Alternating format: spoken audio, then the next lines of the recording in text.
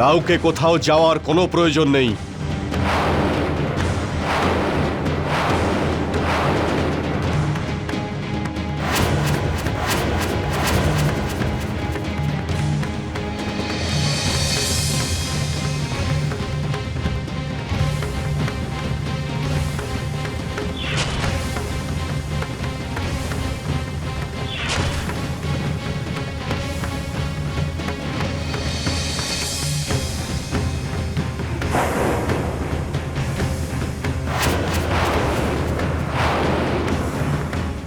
কাকা মহারাজ,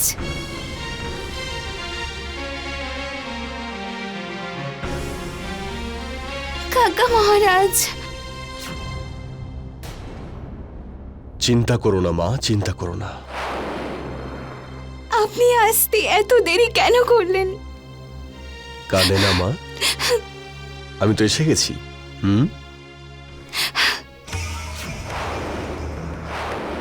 এবার সব ঠিক হয়ে যাবে।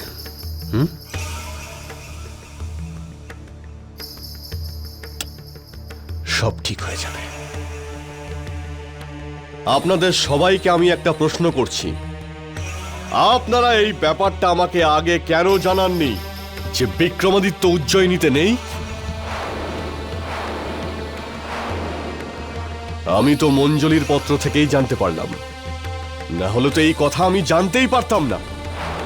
আপনারা বলুন যে আমাকে আগে কেন এটা জানানো হয়নি? আপনাকে এই জন্যই এইসব জানানো হয়নি, কারণ মহারাজ বিক্রমাদিত্য আপনাকে দেশ থেকে বিতাড়িত করেছিলেন কাকা মহারাজ।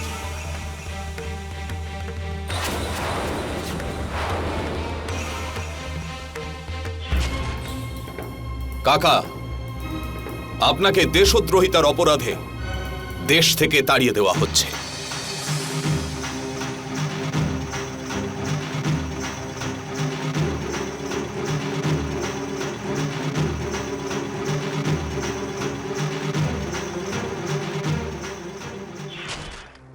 দেশ থেকে বিতাড়িত?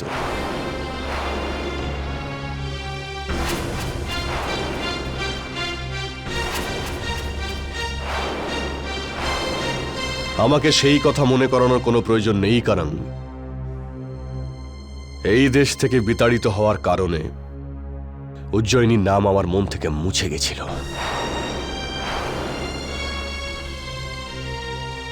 তাহলে আপনি এখানে কি করতে এসেছেন কাকা মহারাজ? কি করতে?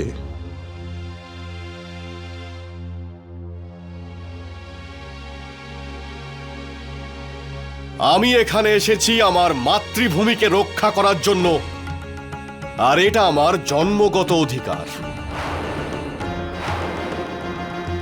আর সেই অধিকার থেকে আমাকে কেউ আটকাতে পারবে না, কেউ না। আজ থেকে উজ্জয়িনী পুরোপুরি সুরক্ষিত। আজ থেকে উজ্জয়িনী পুরোপুরি সুরক্ষিত।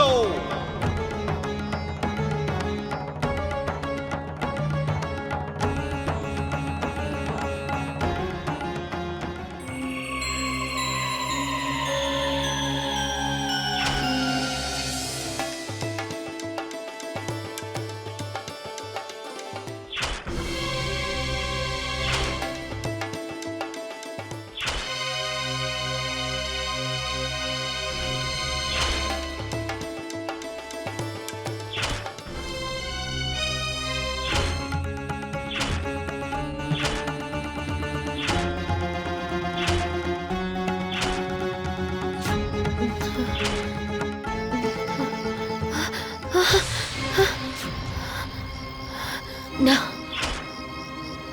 এটা হতে পারে না। মহারাজের বিবাহ, এ তো অশুভ লক্ষণ। এটা কিছুতেই হতে পারে না।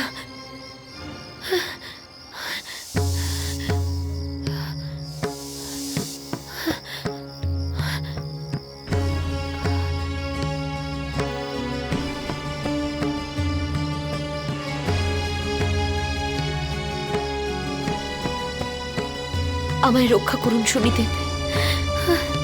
যদি এরকম কিছু হয় তাহলে আমি মরে যাব।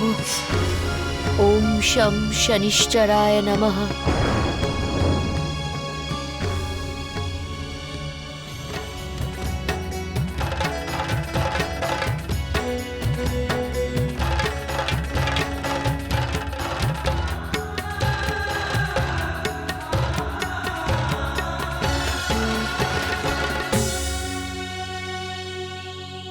হরি কাকা, আরে ও হরি কাকা, আরে কে ভাই? আরে এসো এখানে, তবে তো আমি বলবো। আসছি আসছি, একটু দাঁড়াও। আরে এটা কি হরি কাকা, তোমার বাড়ি খুঁজতে খুঁজতে আমার পা ব্যথা হয়ে গেল। মাফ করো ভাই, আমি তো ঠিক চিনতে পারছি না। কে তুমি? আরে আমাকে চিনতে পারছো না? আরে ওই প্রবাদটা তো তুমি নিশ্চয়ই শুনেছো, এই দুনিয়ার সকল মানুষ আমার নিজের ভাই। আমি হলাম দয়ারাম নাপিত। দয়ারাম নাপিত? তোমার মামার মাসির ছেলের শ্বশুর আমাকে এখানে পাঠিয়েছে। মামার মাসির ছেলের শ্বশুর? তার মানে তুমি বান্ডিয়া থেকে এসেছো? একেবারে ঠিক বলেছো তুমি কাকা। আরে তাহলে এখানে দাঁড়িয়ে কেন? এসো এসো, ভেতরে এসো। হ্যাঁ হ্যাঁ, এসো চলো চলো। এসো,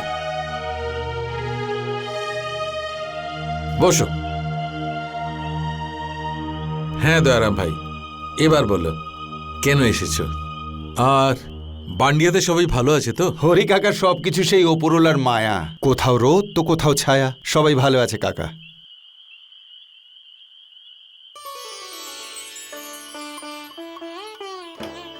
হরি কাকা, এটা তোমার মেয়ে? হ্যাঁ হ্যাঁ, আমার মেয়ে। তোমার মেয়ের জন্য একটা সম্বন্ধ এনেছি। সত্যি? মা আলোলিকা, হ্যাঁ বাবা।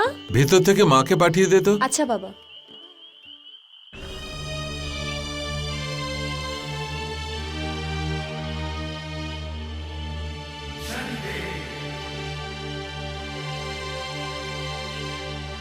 ভীমা, এদিকে একটু এসো। ভেতরে গিয়ে এনার জন্য কিছু খাবার নিয়ে এসো।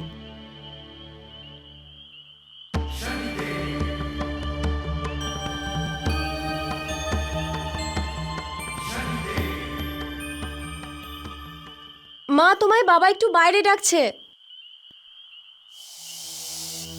আলোলিকা, বাইরে কেউ এসেছে। খাবার কিছু পাওয়া যাবে? আলোলিকা, আমি তোমাকেই বলছি।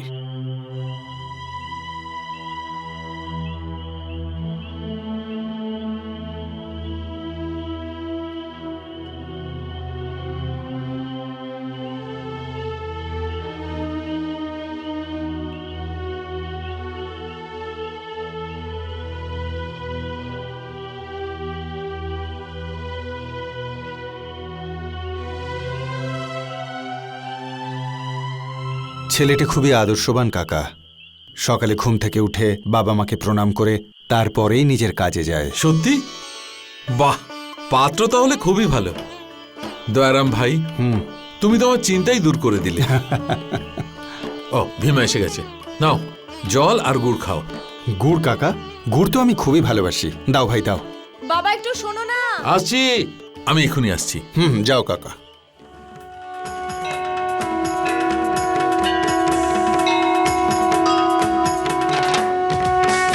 शनिदेव दया के सागर करे आरती दीप जलाकर, गुड़ तिल उड़द तुम्हें है अर्पण, काले वस्त्र लो छाया नंदन, सच्चा न्याय सदा तुम करते, तुमसे लोग व्यर्थ ही डरते, जो शनिदेव की आरती गावे, कोई ग्रह नहीं उसे सतावे।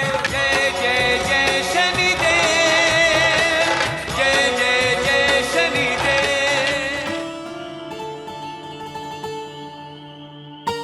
এ কে কাকা? এ হচ্ছে ভীমা। বেচারা খুবই অসহায়, আমাদের এখানেই থাকে, বাড়ির ছোটখাটো কাজ করে দেয়। মানে এ তোমার বাড়ির চাকর?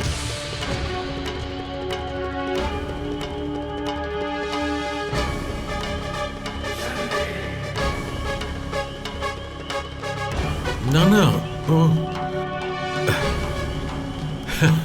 এই একটু। তোমার সারাদিন বকবক করা ছাড়া আর কোনো কাজ আছে নাকি নেই? আগে কথাটা শুনবে তো। তোমার বাপের বাড়ির কথা হচ্ছে। এ হচ্ছে দয়ারাম, তোমার বাপের বাড়ির দেশ থেকে এসছে।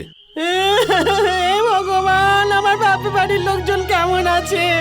কোনো খারাপ খবর নেই তো? আরে পুরো কথাটা শুনবে তো। তুমি শুধু শুধু চেঁচাচ্ছ। এ আমাদের মেয়ের জন্য সম্বন্ধ এনেছে। কি হ্যাঁ হ্যাঁ আমাদের মেয়ের জন্য? হ্যাঁ। তাহলে প্রথমে কেন বলনি? আমার তো প্রাণটাই যেতে বসেছিল। আরে কাকি,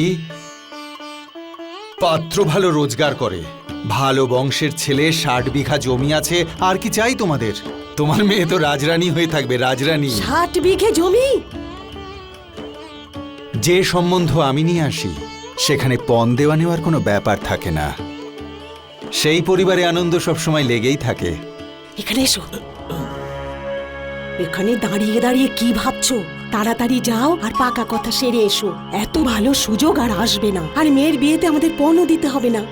আমি তো বলবো আজকেই চলে যাও। এই মুখপুরীর থেকেও আমরা একটু রেহাই পাবো। আরে একটু ধৈর্য ধরো, যাবো যাবো। তুমি এমন করছো যেন বললে এক্ষুনি সব হয়ে যাবে। দয়ারাম, সত্যি তুমি আমাদের খুব উপকার করেছো। না কাকা, আমি কারো কোনো উপকার করি না।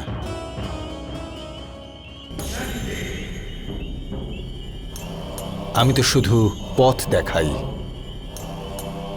বাকি যা কিছু করার নিজেকেই করতে হয়। যদি তোমরা পাত্র দেখতে চাও, আমি কালকেই ওই গ্রামে যাচ্ছি। তোমরা আমার সঙ্গে যেতেই পারো। হ্যাঁ হ্যাঁ, আপনি নিয়ে যান না ওনাকে। দয়ারাম, আজকে রাতে এখানেই বিশ্রাম করো, কাল সকালে যাব তোমার সাথে। বেশ, তাই হোক। শুভরাত্রি।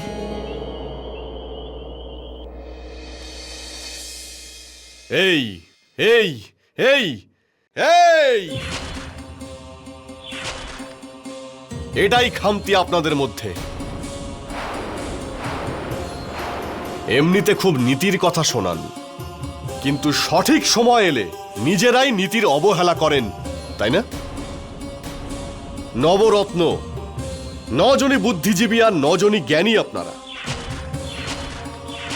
কিন্তু আপনারা সবাই মিলে একজন বিক্রমাদিত্যের জায়গা পূরণ করতে পারছেন না। একজন বিক্রমাদিত্যের। একদিক থেকে আপনি ঠিকই বলেছেন কাকা মহারাজ। আমরা 9 জন কেন, 900 জ্ঞানী মিলেও মহারাজের স্থান নিতে পারবো না। কালিদাস এইসব জ্ঞানের কথা বিক্রমাদিত্যের উত্তরাধিকারী থাকা সত্ত্বেও উজ্জয়িনীর সিংহাসন এখনো ফাঁকা। আপনি তো এখন ঠিকই বলছেন কাকা মহারাজ, কিন্তু রাজকুমার আদিত্যবর্ধন এখন খুব ছোট। আপনার কথার অর্থ আমি বুঝলাম না। তার মানে উনি বলতে চাইছেন যে এই রাজ সিংহাসনে কেউ বসবে না, এটা খালি থাকবে? তার মানে এখানে কেউ বসবে না? উত্তর দিন আমায়। আপনি নিজে কেন বসছেন না এই রাজ সিংহাসনে? চুপ করুন আপনি। আর কোনোদিন যেন এই কথা আমাকে না শুনতে হয়, না হলে সবাই এটা বলবে যে সুযোগ পেয়েই কাকা মহারাজ উজ্জয়িনীর সম্রাট হয়ে বসেছেন। কেউ যদি এই সিংহাসনে বসে, সে হলো বিক্রমের ছেলে আদিত্য।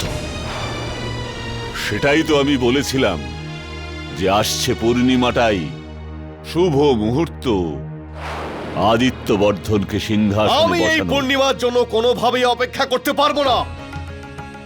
খুব তাড়াতাড়ি আদিত্যবর্ধনকে গুরুকুল থেকে নিয়ে এসে এখানে সিংহাসনে বসাতেই হবে।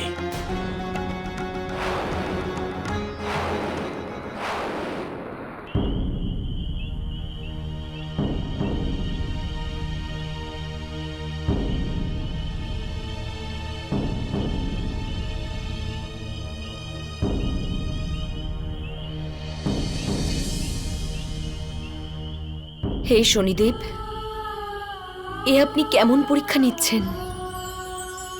আজ আমি আপনাকে কি ভোগ দেব?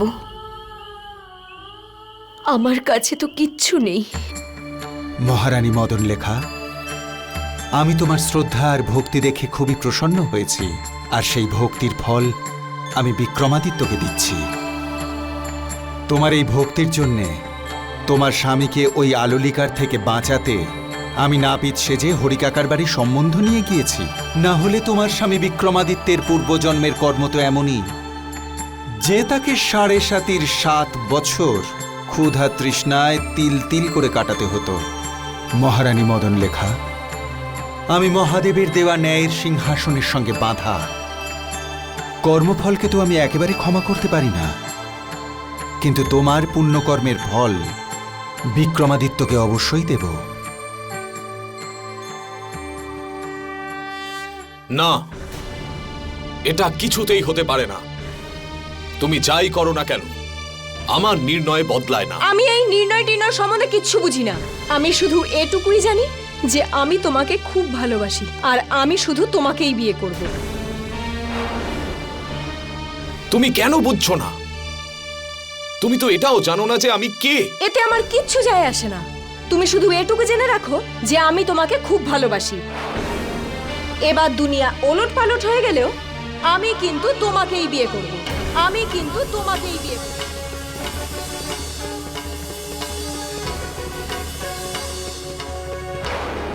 আলোলিকা, আমার বিয়ে হয়ে গেছে।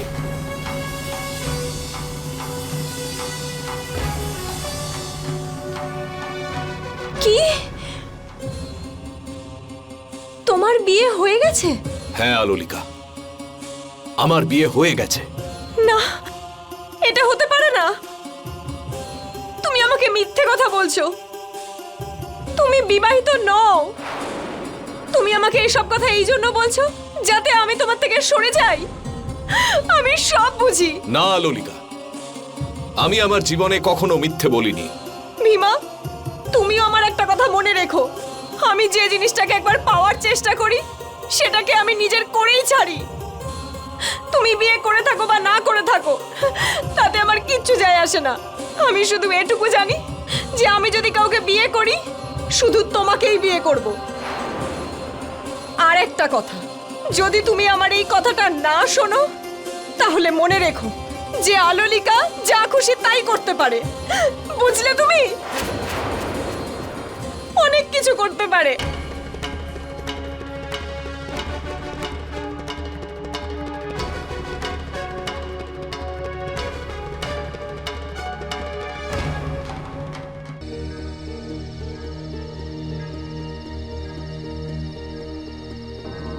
শনিদেবকে ভোগ না দিয়ে মহারানী কিচ্ছু খাবেন না।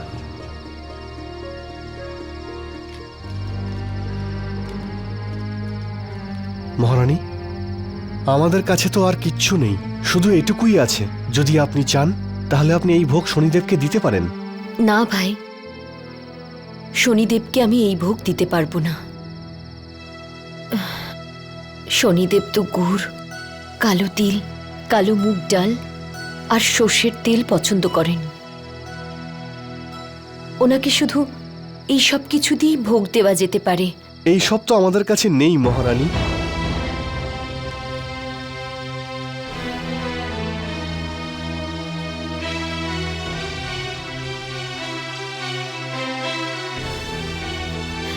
হে শনিদেব, মনে হচ্ছে আজ আমার ব্রত অসম্পূর্ণই থেকে যাবে। ओम शं शनिश्चराय नमः। ओम शं शनिश्चराय नमः। ओम शं शनिश्चराय नमः। ओम शं शनिश्चराय नमः।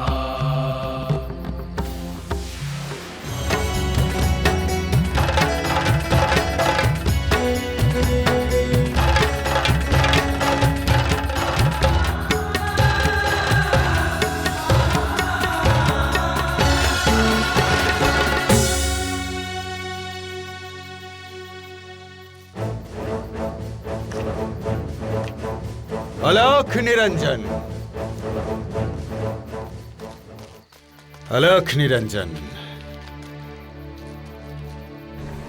সাধু বাবা, তাও এত রাতে? ক্ষুধার্ত কি খাদ্য পেতে পারে? যাও, বেরো ওখান থেকে, এখানে কোনো খাবার নেই। একজন ক্ষুধার্ত অভুক্ত হয়ে ফিরে যাচ্ছে। अलख निरंजन। দাঁড়ান সাধু মহারাজ।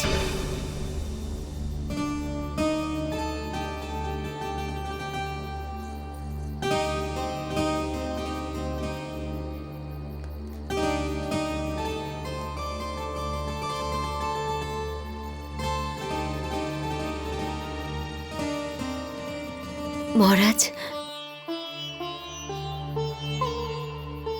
এই নিন, আমার কাছে এইটুকুই আছে। আপনি এই পুরোটাই নিয়ে নিন। থাক থাক মা, নিজের জন্যও তো একটু রাখো। আমার কাছে এটুকুই যথেষ্ট। মনে হচ্ছে এখনো তুমি কিছু খাওনি। না বাবা, যতক্ষণ না আমি শনিদেবকে ভোগ দিতে পারছি আমি কিচ্ছু খাবো না। মনে হচ্ছে আজ আমার সাধনা অসম্পূর্ণই থেকে যাবে। এটা আমার খুব প্রিয় খাবার, কালো অড়হর ডালের তৈরি খিচুড়ি।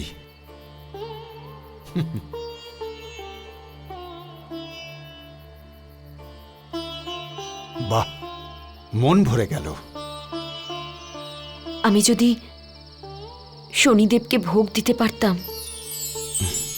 মা, ভেবে নাও তুমি তাকে ভোগ দিয়েছ।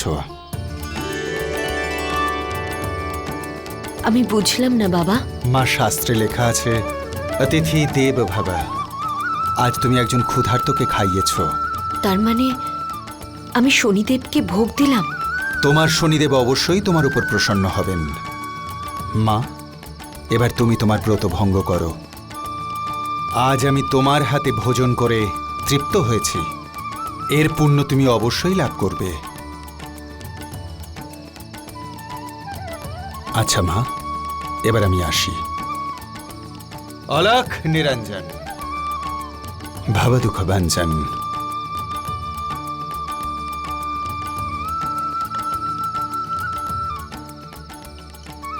আমার মন বলছে উনি হয়তো শনিদেব।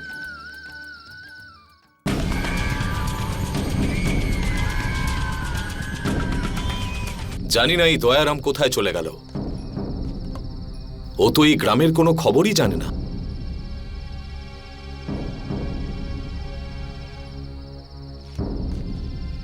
যেন কোনো বিপদে না পড়ে ও।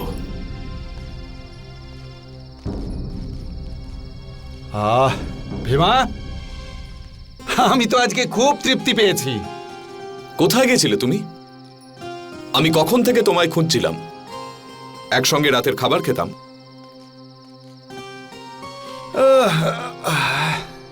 ভাই ভীমা, আজ তো আমি খাবার খেয়ে এসেছি। এক মা খুব আদর করে খাবার খাওয়ালো। কি সুন্দর খিচুড়ি! আহ, কি সুন্দর স্বাদ! আহ, আজ আমার পেটের সাথে সাথে মনটাও ভরে গেছে। এমন খিচুড়ি কোথায় পাবো? কতদিন এমন খিচুড়ি খাইনি। আহ, মনে হচ্ছে ওই মায়ের কাছে আবার যাই আর মাকে বলি, মা আর একটু খিচুড়ি আমায় দাও। ভালো খাওয়া দাওয়ার পরে একটু শোয়াও খুব দরকার।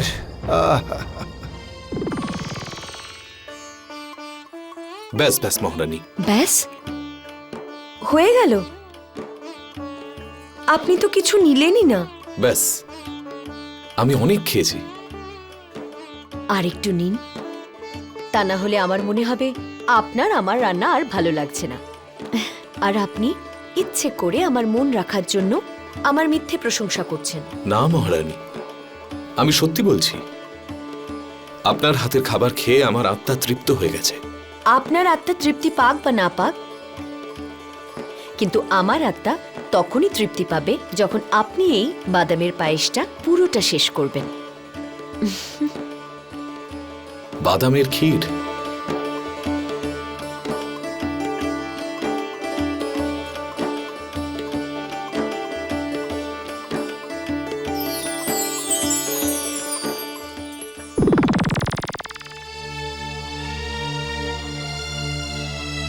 ভাই ভীমা,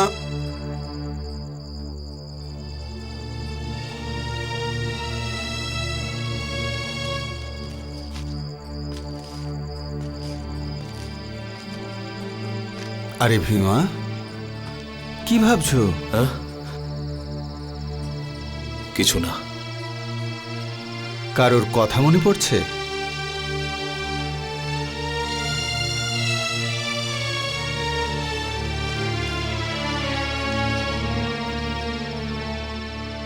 ধৈর্য ধরো ভাই, সেই দিনটা যখন গেছে এই দিনটাও যাবে। আজ তোমার মনে তোমার স্ত্রীর হাতে তৈরি করা খাবারের ইচ্ছা জেগেছে, সেটা অবশ্যই পূরণ হবে।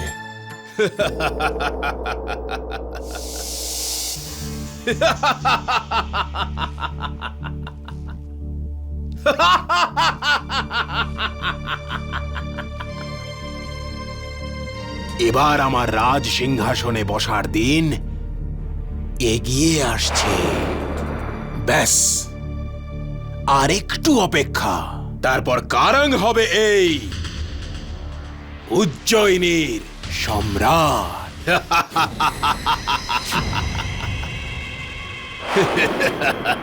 কারণ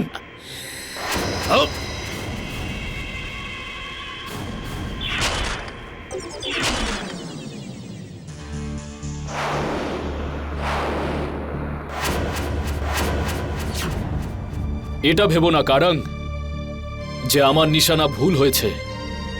আমি চাইলে এই ছুরিটা তোমার বুকে মারতে পারতাম, আর তোমাকে উজ্জয়িনীর বিরুদ্ধে ষড়যন্ত্র করার দণ্ড দিতে পারতাম। তাহলে তুমি থামলে কেন? এগিয়ে এসো।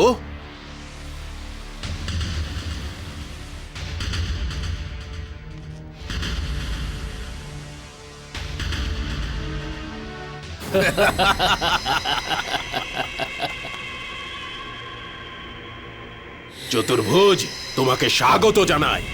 তুমি উজ্জয়িনীর রাজা হওয়ার ব্যাপারে তো ভেবেই নিয়েছ, কিন্তু রাস্তায় কাঁটাগুলোর ব্যাপারে কি ভেবেছ?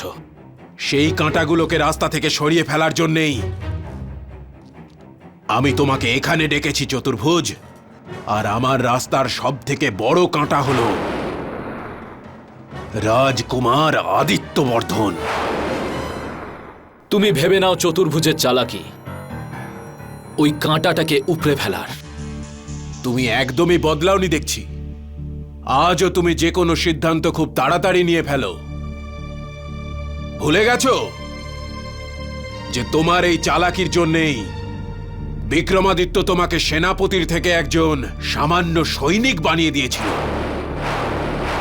ব্যাস, আমাকে ওই দিনটা আর মনে করিও না। শুধু এটুকু বলো কি করতে হবে। চতুর্ভুজ, এবার এই কারাং তোমাকে সেনাপতি বানাবে, যাতে কাল যখন আমরা বিদ্রোহ করব তখন যেন কেউ আমাদের বিরুদ্ধে মাথা তুলতে না পারে। কিন্তু তার জন্য তোমায় সমর সেনকে চিরতরে শেষ করে দিতে হবে। সমর সেন, এবার তুই বাঁচবি না।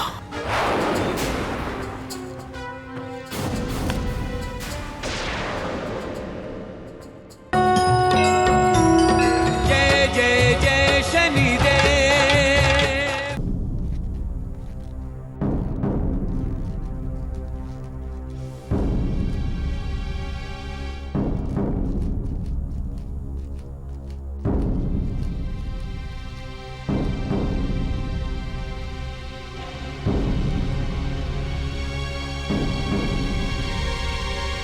এটা কি?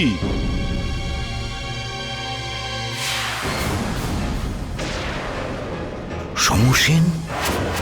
সমর সেন?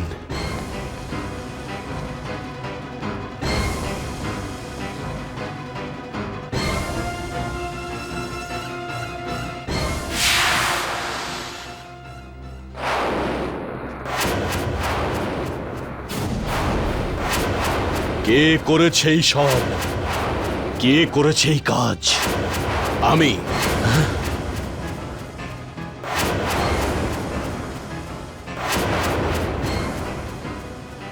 এ আপনি কি করেছেন মন্ত্রী কারাং? সেনাপতি সমর সেনকে হত্যা আপনি কেন করেছেন? কারণ ও ষড়যন্ত্রকারী ছিল। ষড়যন্ত্রকারী? হ্যাঁ, ষড়যন্ত্রকারী। ওই এই উজ্জয়িনীর বিরুদ্ধে ষড়যন্ত্র করার চেষ্টা করছিল। আমার ওর ওপর প্রথম থেকেই সন্দেহ ছিল, আর যখন আমি ওর উদ্দেশ্যের ব্যাপারে নিশ্চিত হলাম তখন আমি আর সহ্য করতে পারলাম না, আর আমি ওর মাথাটাকে ধর থেকে আলাদা করে দিলাম। যদি ও ষড়যন্ত্র করেই থাকে তাহলে ওকে জীবিত কেন ধরলেন না? আপনি কি বলতে চাইছেন? যদি বোঝার চেষ্টা করেন তাহলে ব্যাপারটা খুবই সোজা। যদি বুঝতে না চান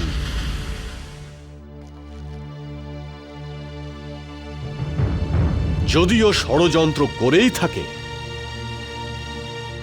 তাহলে আপনার ওকে জীবিত ধরা উচিত ছিল। হ্যাঁ? ওর মনে নিশ্চয়ই কোনো প্রশ্ন ছিল। আপনি কেন ওকে হত্যা করলেন? কারণ আমার মাথায় রক্ত উঠে গিয়েছিল যখন আমি জানতে পারলাম যে ওই হলো সেই ষড়যন্ত্রকারী যে উজ্জয়িনীর প্রজাদের সঙ্গে বিশ্বাসঘাতকতা করেছে। তখন আমার সহ্য হলো না, আর আমি ওকে ওর অপরাধের শাস্তি দেওয়াটাই উচিত মনে করলাম। আর তাছাড়া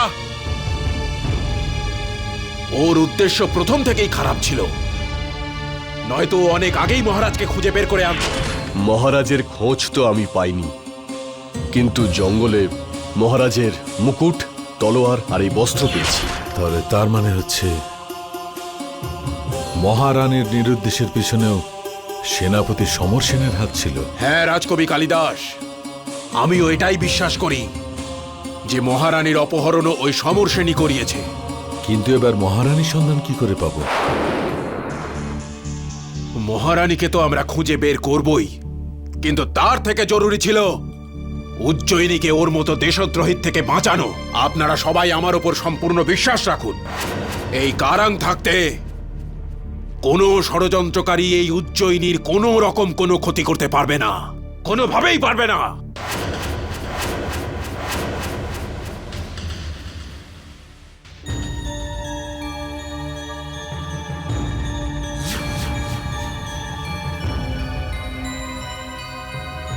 যদিও ষড়যন্ত্র করেই থাকে, তাহলে কারাঙ্গকে মারার আগে আমাদের কেন জানালো না?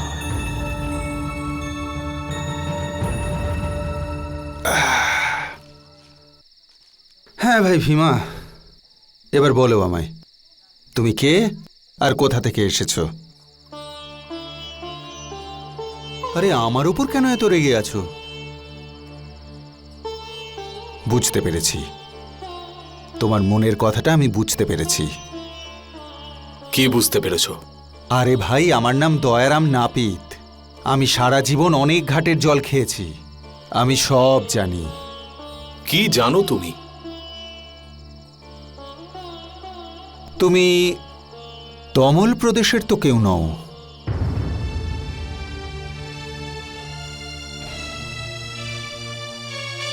হ্যাঁ, ঠিকই বলেছ তুমি। আমি উজ্জয়িনীতে থাকতাম। তুমি উজ্জয়িনীর বাসিন্দা? বাহ,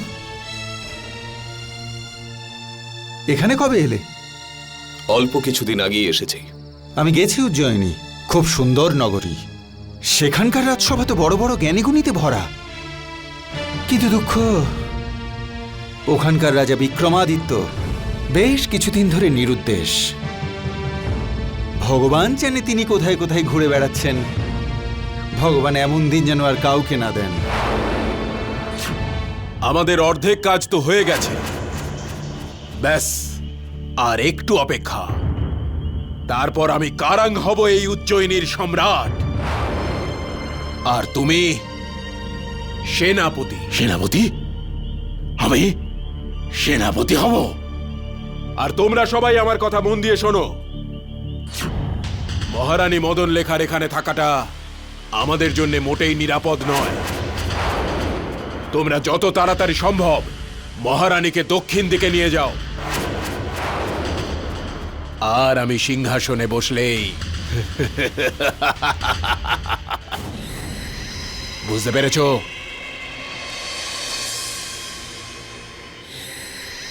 চলো, আমাদের এক্ষুনি বেরোতে হবে। যাও, গিয়ে মহারানীকে নিয়ে এসো। মহারানী, চলুন, আমাদের এক্ষুনি বেরোতে হবে।